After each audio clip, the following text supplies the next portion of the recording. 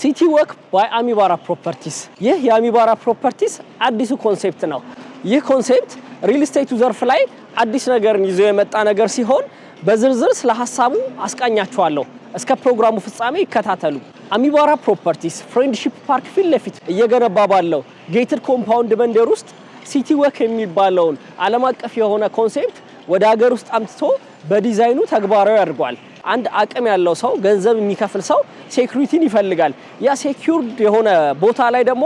እንቅስቃሴ ማድረግ ልጆቹን ማጫወት መቀመጥ መዝናናት ይፈልጋል እነዚህን የሚያሟሉ ነገሮች ደግሞ ኮምፓውንዳችን ውስጥ አሟልተን እንገኛለን በዋነኝነት እነዚህ የምታዩቸው ብሎክ ቱ ብሎክ የሚኖሩ ጋፖች በጣም ሰፋፊ ናቸው ማለትም መንገድ ያህል ርቀት አላቸው ሚኒመም የ18 ሜትር ጋፕ አላቸው አሁን የምናየው ጋፕ ብሎክ ቱ ብሎክ ያለው ጋፕ 21 ሜትር ነው ይሄ ጋፕ በዋነኝነት ሐሳቡ ምንድነው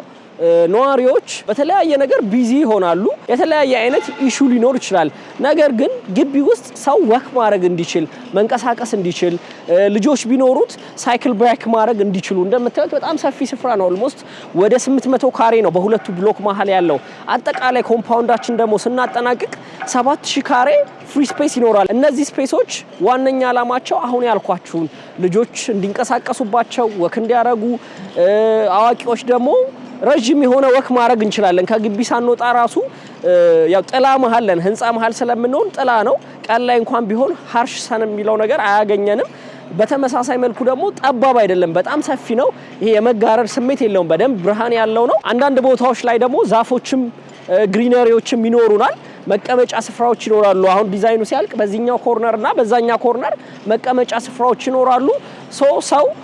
ቤት ውስጥ ከመሆን ይሄ አፓርትመንት ላይ ሲሆን አንድ ሰው የሚጨንቀው ነገር አንዳንዴ እፍን የማለት ስሜት ይኖራል ለምን ሁሉም ነገር በቤታችን ውስጥ ነው የምናከናውነው ልጆቻችንም ይኖራሉ እኛም እንኖራለን ከቤት መውጣት መንቀሳቀስ እንፈልጋለን ስንፈልግ ደግሞ የግዴታ ሴኩርድ የሆነ ቦታ እንፈልጋለን ከዛ አንፃር ነው እንግዲህ ግቢያችን የታጠረ ነው ከነዋሪ ውጪ ግቢውን አክሰስ ማድረግ አይችልም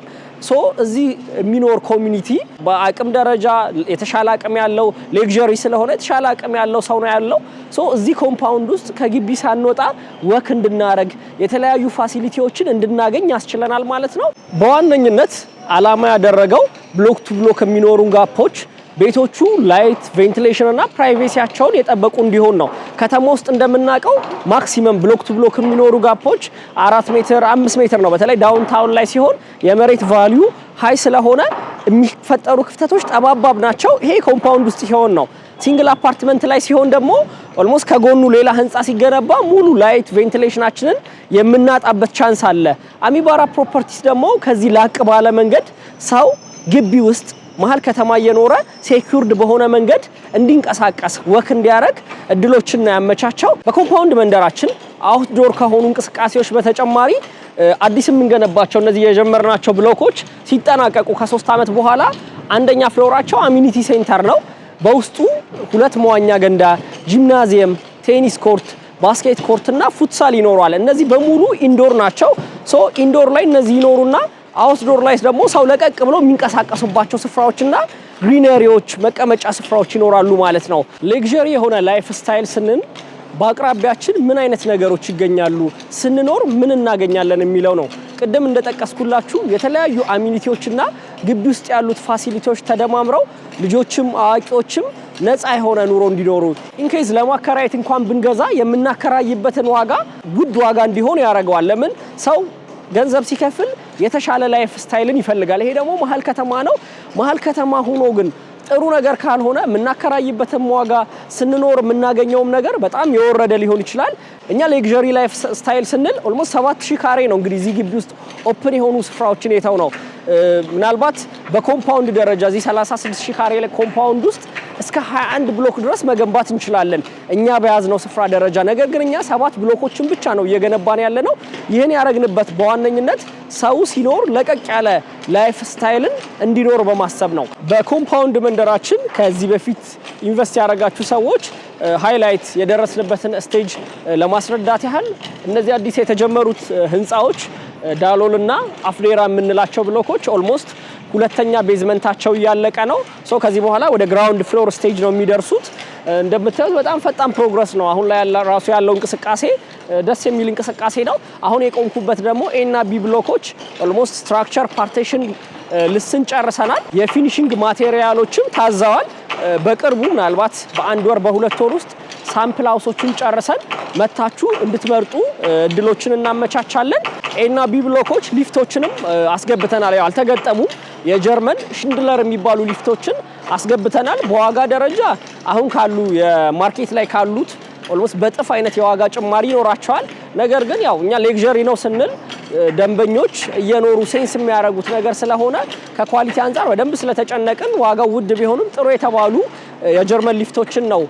የገዛ ነው ሰው መኖር ሲጀምር ሊፍቶች ገና ሊገጠሙ ነው ሊገዙ ነው እንደዚህ የሚባል ነገር አይኖርም እኩል ነው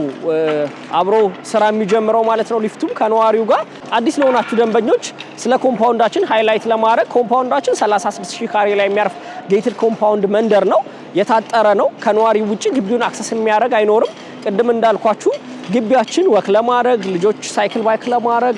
መቀመጫ ስፍራዎች የተለያዩ ሰፋፊ የሆኑ ኦፕን ቦታዎች ይኖሩታል ኢንዶር የሆኑ ደግሞ የተለያየ አሚኒቲ ሴንተሮች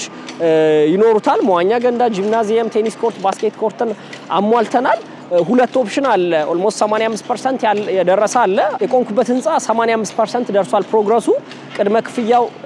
30% ነው 50 ባንክ ብድር አለን ኦልሞስት ካርታዎች ሬዲ ናቸው እነዚህኞቹ ደግሞ አዳዲሶቹ ቅድመ ክፍያቸው 10% ነው በ3 አመት ነው የምናስረክበው ከባለ 1 እስከ ባለ 4 መኝታ የተለያየ የካሬ ኦፕሽን አለን ከስር በሚቀመጠው ስልክ ቁጥር እየደወላችሁ ተጨማሪ መረጃዎችን ማግኘት ህንጻዎቻችን የደረሱባቸውን ስታተሶች መጠየቅ ትችላላችሁ እስከ ፕሮግራሙ ፍጻሜ ስለተከታተላችሁ አመሰግናለሁ